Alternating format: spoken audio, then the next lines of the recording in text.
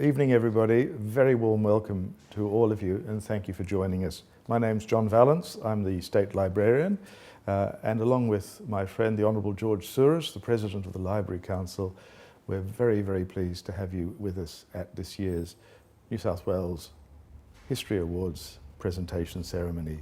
Normally we do this in person at the library. We obviously can't do that this year, although I am physically at the State Library. I'm sitting on Gadigal land in a library which is built out of Gadigal land.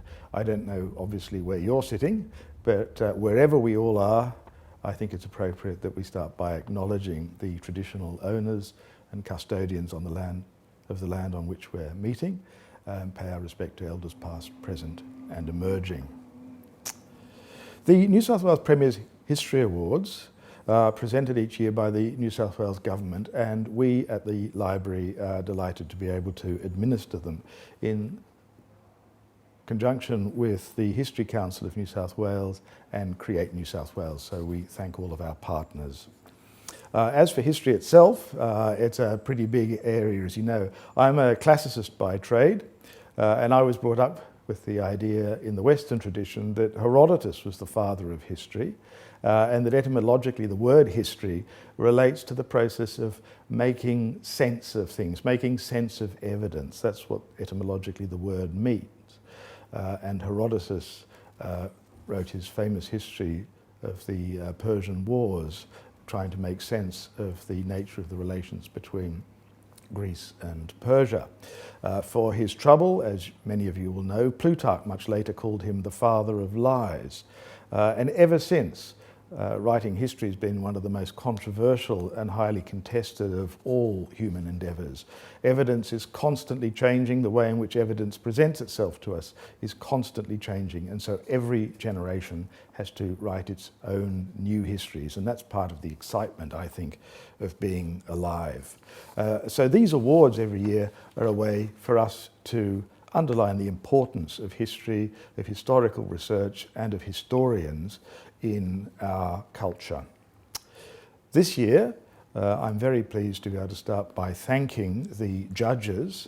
The senior judge for the 2020 awards is Associate Professor Tanya Evans and her fellow judges who've had a huge job this year putting the shortlists together and deciding on the winners. If you're tweeting tonight, could you please use the hashtag NSWPHA. I'm very pleased that the Honourable Don Harwin MLC, Minister for the Arts, we like to say Minister for Libraries as well here, has sent us a message. Good evening everyone. I've had a lifelong love of history. I studied it at school and university, and like anyone involved in politics, you quickly realise that what's taking place around you really can't be understood without taking history into account.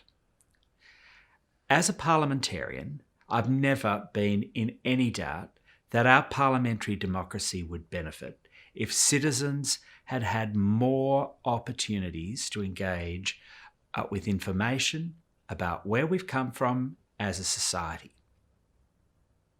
Along the way, I've done a number of things that have shaped my views on this issue. In particular, I've researched and written history. Over the years, a number of people in the history community have raised the issue about whether our state cultural institutions do enough to focus on our state's history before and since 1788. In particular, there's a thirst for more Aboriginal stories.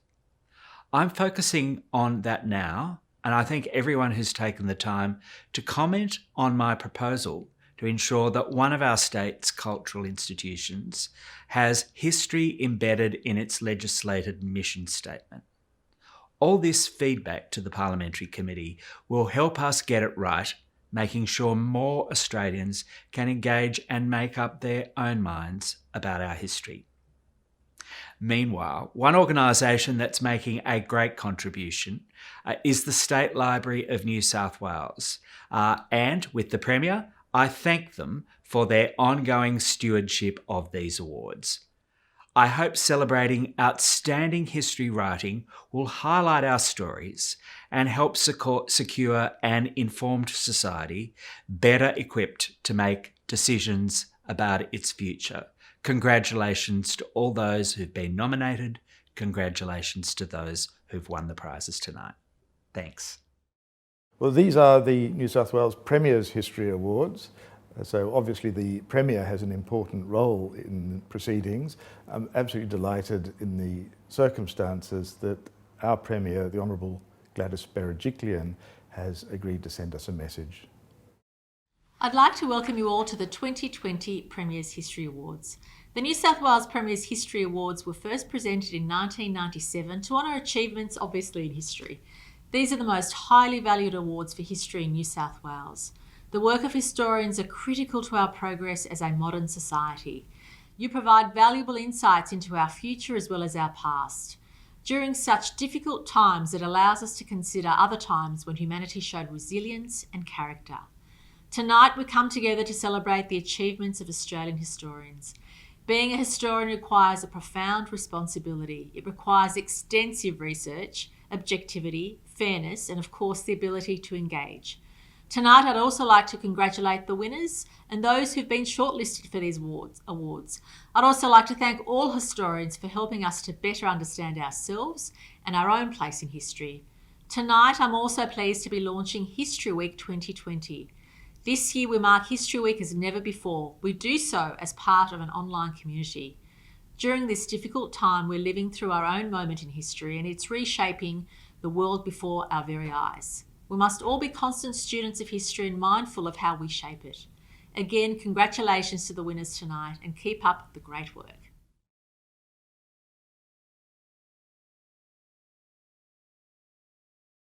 Thank you, Premier. Every year at these awards we have a brief address, and this year's address is going to be given by Professor David Christian, distinguished historian at Macquarie University, and along with Bill Gates, the co-founder of Big History. Professor Christian. Hi. First, I'd like to say how honoured I am to have been asked to give this talk. My thanks to the State Library of New South Wales for inviting me, and warm congratulations, by the way, to all the prize winners. In this brief talk, I want to make one rather unfashionable argument about why I think history is important.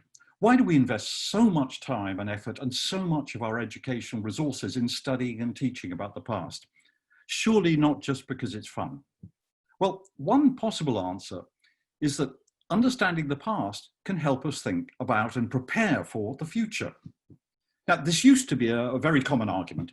Immanuel Kant, for example, once wrote that, and I quote, "Recalling the past, remembering, occurs only with the intention of making it possible to foresee the future." His argument can be rephrased in biological terms as saying that natural selection has equipped us with memory, not so we can wallow in the past, but to help us cope with uncertain futures. Indeed, recent neurological research has shown that when our brains are thinking about possible futures, the same areas are active as when our brains are pondering the past. They seem to be the same brain areas. Today, I would say that most historians get a bit queasy about this sort of argument, and perhaps with good reason. If the past repeated in regular cycles, like the famed Kondratiev cycles of economic history, it would be obvious that studying the past really does help us prepare for the future. But such patterns are actually very rare in human history. And as with the Kondratiev cycles, the repetitions are never exact. So what we actually see most of the time is events that could not have been predicted in advance and don't point clearly to events in the future. We see contingency, accidents, flukes everywhere in history. And the flukiness really matters. During the 1962 Cuban Missile Crisis, which I remember very well, I was a schoolboy in England at the time and thought I was going to be blown up. During that crisis, Nikita Khrushchev could have decided not to back down, and the result could have been all-out nuclear war. Just a few days after the crisis, John F. Kennedy said in an interview that the odds of all-out war had been between 1 in 2 and 1 in 3. A slightly different outcome from that crisis, and we would be living in a very different world today. So contingency really matters in history. So perhaps it's no surprise that most historians are a bit uncomfortable about the idea that history can help us predict. Edmund Burke said flat out that one, and I quote, can never plan the future by the past. R.G. Collingwood, the historiographer, put it more strongly. The historian's business, he thundered, is to know the past, not to know the future. And whenever historians claim to be able to determine the future in advance of its happening, we may know with certainty that something has gone wrong with their fundamental conception of history. Ouch. I feel sort of rapped on the knuckles every time I read that. But not all historians agree. In What is History, E.H. Carr agrees that historians cannot predict specific events, and I'm quoting, because the specific is unique and because the element of accident enters into it. Nevertheless, he argues, there are large patterns in history that can offer, and I quote again, general guides for future action, which, though not specific predictions, are both valid and useful. That's an argument that Carr borrowed from Marx. Confucius, by the way, would have agreed with Carr and Marx. Study the past, he wrote, if you would divine the future. Now, I'm sort of with Carr and Confucius on this. If it really is true that history teaches us nothing about the future, then why do we spend so much money on a discipline that seems to be so useless? And in fact, I think the idea that history can't tell us anything about the future arises from a blinkered understanding of knowledge in general. It's the sort of failure that's inevitable in a world where most scholars spend most of their time researching within one particular domain of knowledge, and they remain largely blind to how things work in other fields of scholarship. Historians are skeptical about prediction because they work in a domain of knowledge where contingency is everywhere. They deal with the activities of human beings, and these are notoriously hard to predict, even probabilistically. Do we have any idea how Australian politicians will be handling climate change in 2 years' time, for example? I certainly don't. But other fields of knowledge are very different. Many scientists work in domains that are full of pretty regular patterns, which is why they're often puzzled by historians' coyness about future thinking. Indeed, many scientists will tell you that the test of good science is that it can predict. True, most modern scientists are less confident about predictions than they were in the 19th century. Nevertheless, they do expect that good experiments should offer powerful predictions about likely results. Now, modern work on climate change offers a powerful and important example of this sort of thinking. No climate scientist will offer precise predictions about the climate in 50 years' time. But what climate scientists are willing to do is offer more cautious, probabilistic predictions.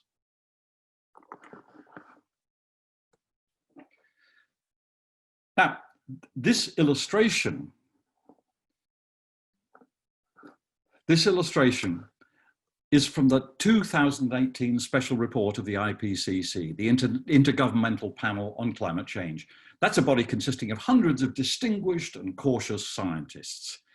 The report argues that at current rates of increase of greenhouse gases, average global temperatures will reach at least 1.5 degrees above pre-industrial levels by 2050, and maybe a lot more. But they embed those predictions within probability bands that you can see on the chart.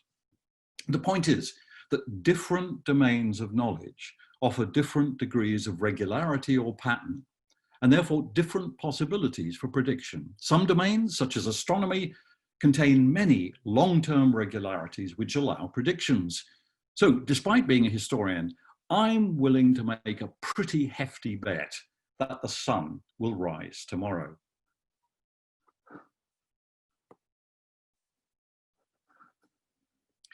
Now, I hope the following diagram can clarify this idea.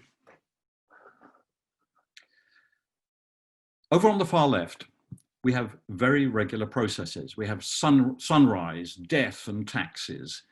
Here we can make reasonably confident predictions. Over on the far right, we have domains in which we cannot detect any real regularities.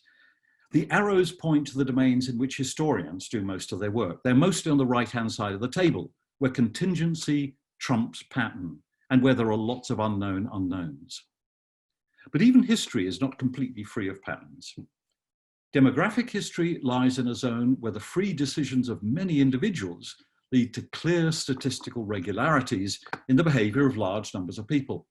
And that allows some degree of prediction, which is why demographers do engage in predictions, such as the likely size and age distribution of the world population in 20 or 50 years' time. And these general trends are immensely important. Governments, businesses, corporations, and individuals invest billions of dollars every year in predictions about the way things will unfold. These are the general trends that E.H. Carr was talking about. Finally, it's important to remember that the only evidence on which predictions of any kind can be made come from knowledge of the past. The sun rose yesterday and the day before, so I predict. Or spending billions on new projects has helped governments recover from economic crashes in the past. So data from the past provide the only evidence we have for the future. And historians sit on the only raw material we have for thinking seriously about possible futures for human societies. So let me end. Links between the past and the future are extraordinarily complex and subtle, but they're also extraordinarily interesting and potentially very important. So I hope I may have persuaded some of you that it really is worth returning to the ancient idea that historians should study the past, at least in part, in order to provide guidance for the future. I thank you for your attention. And now we move on to the presentation of awards. Each award this evening is worth $15,000. There's a total of $75,000 being awarded across the 5 categories in all. And the first award this evening is the Digital History Prize, which is given for the interpretation of a historical subject using non-print media.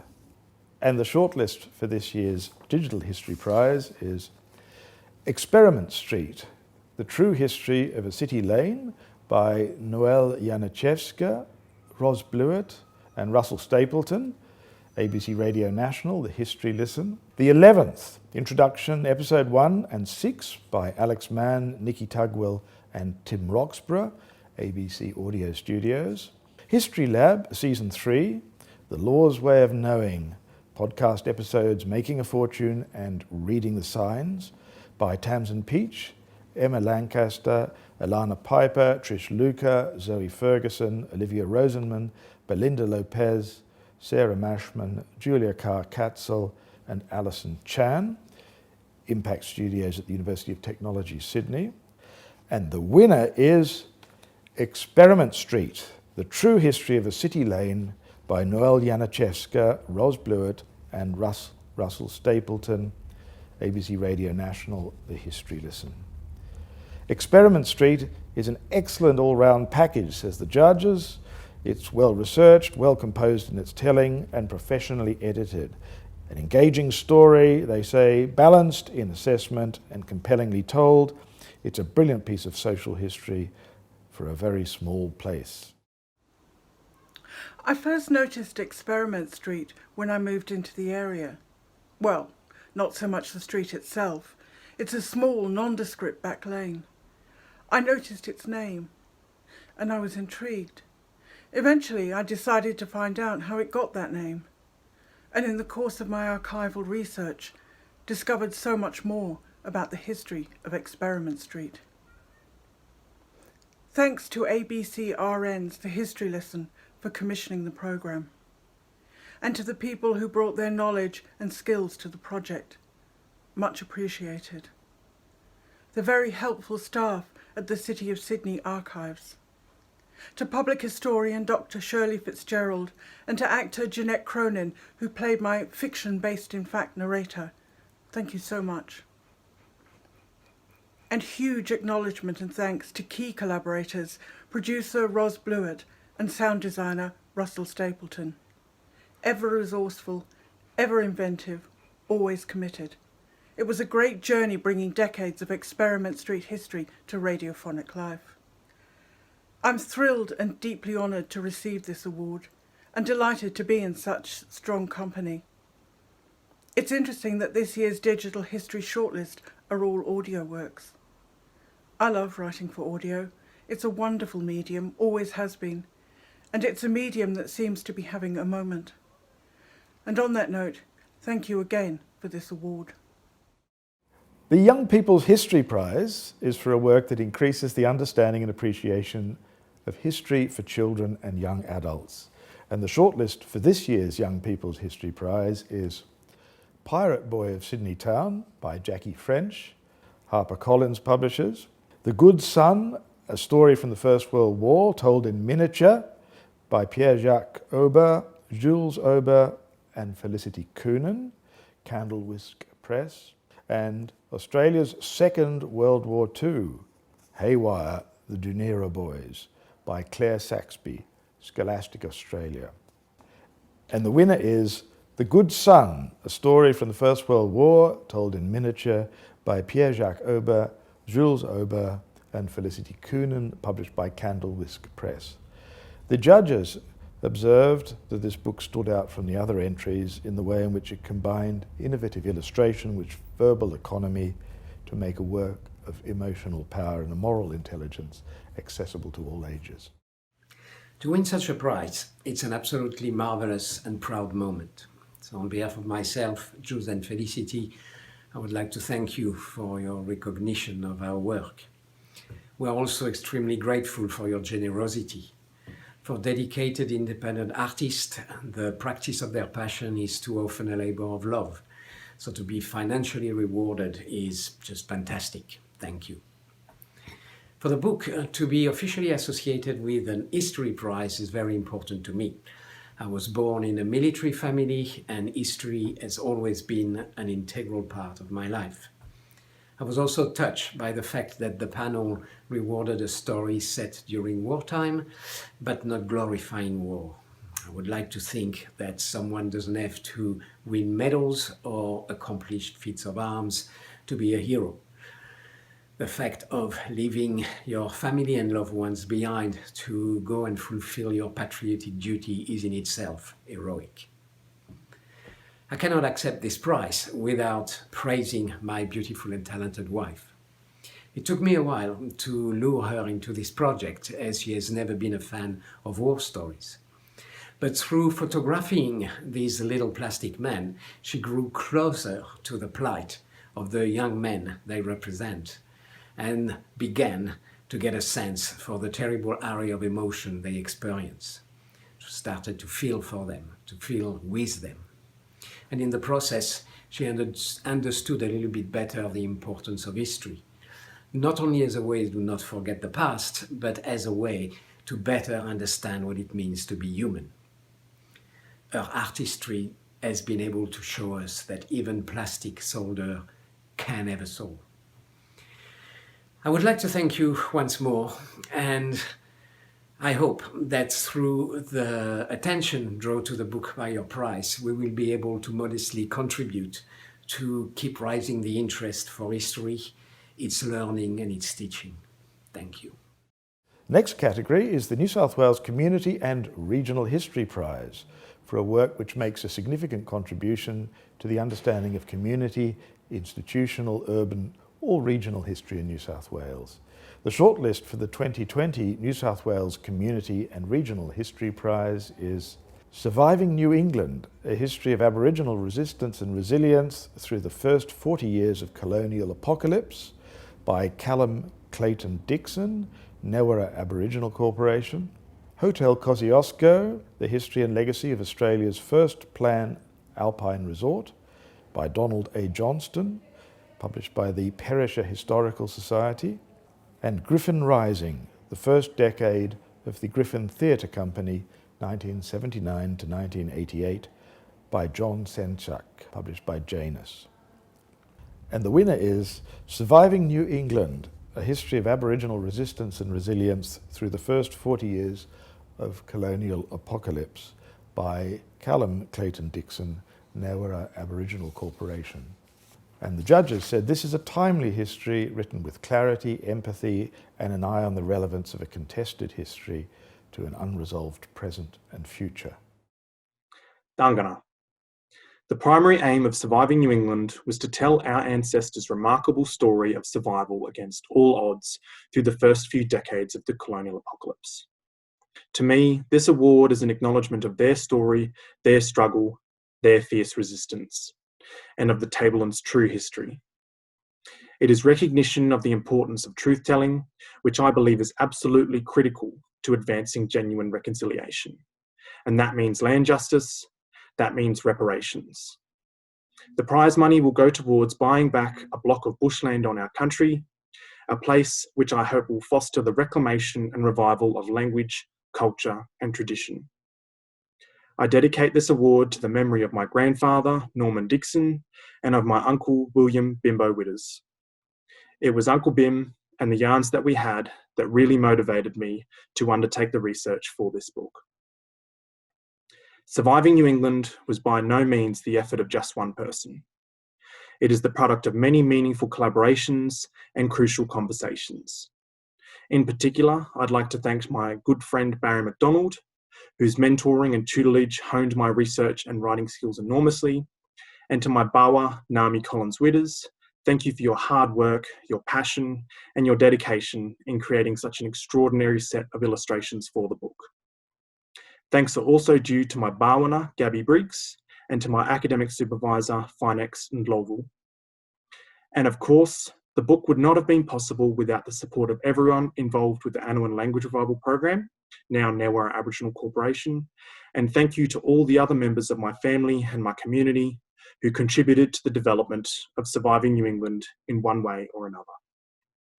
My thanks go as well to the New South Wales State Library and the judges. And congratulations, of course, to the other writers whose books were also shortlisted. And lastly, a shout out to my warriors of the Aboriginal resistance comrades. Keep the fire burning, resist, revive, decolonise.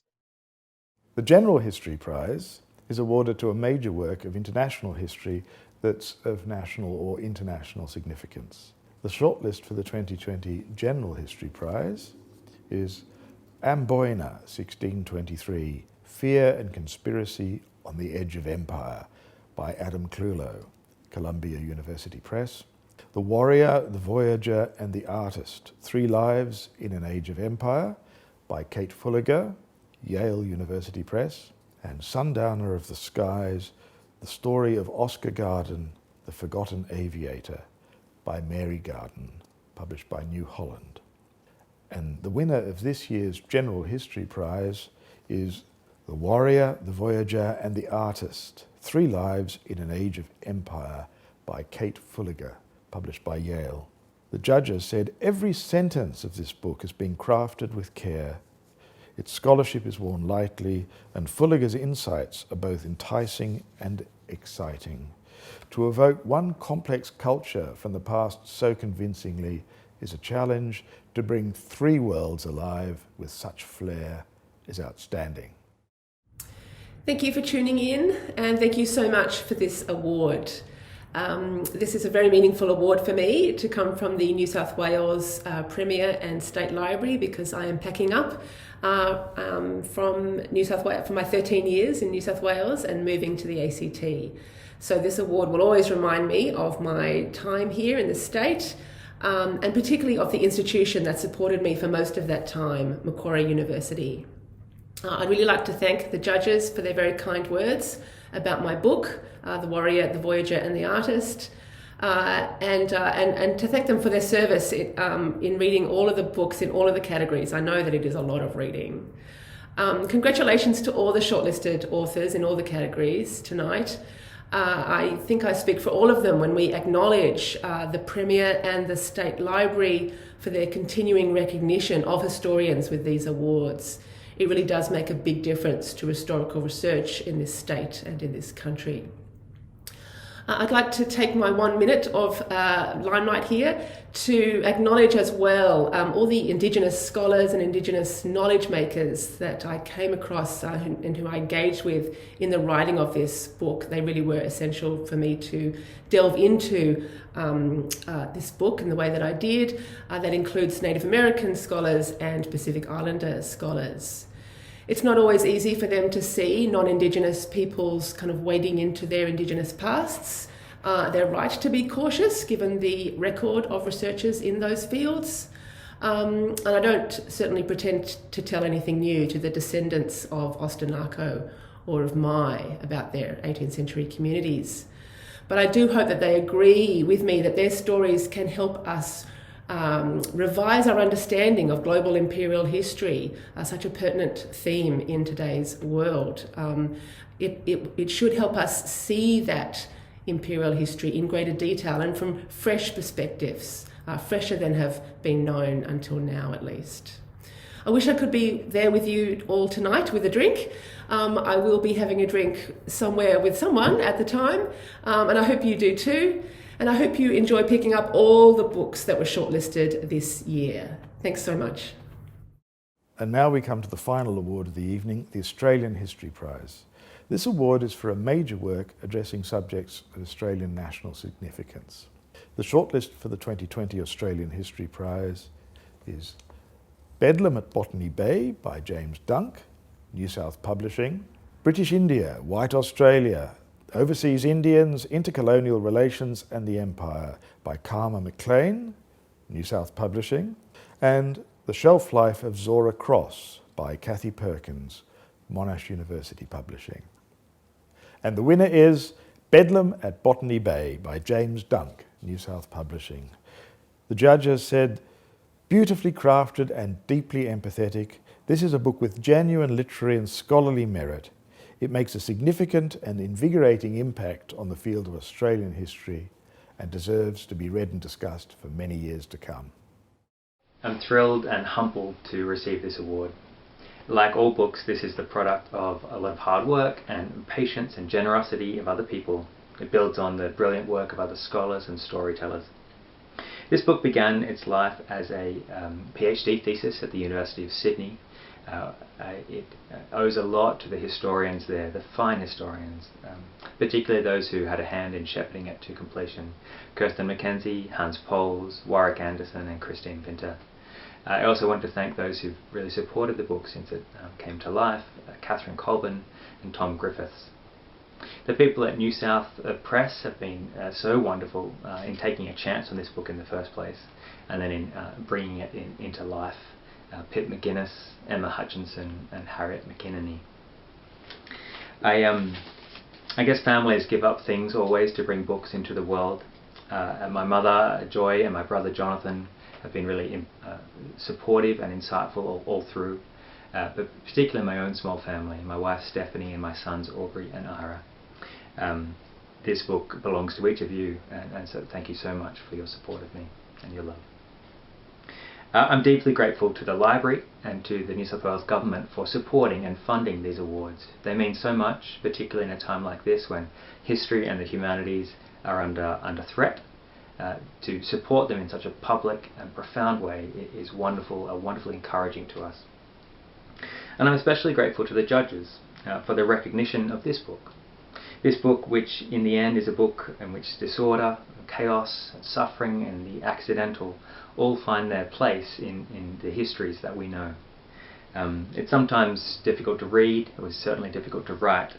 I think it restores awareness of the way that breakdown and failure, as well as compassion and kindness and goodness, all are laid into the history of our city and our state. So thank you very much. Well, warmest congratulations to the winners, to all the shortlisted authors, and I thank all of you for joining us online for this year's New South Wales Premier's History Awards. One of the most important features of award ceremonies like this is not so much rewarding the winners and the shortlisted authors, important though that is, but I think also it's the contribution it makes to generating an atmosphere where historical work, where writing, where reading is valued. And I'm hoping that all of you who have joined us this evening will go away with a sense that we're dealing with something that's really quite important. I hope that you'll continue to read.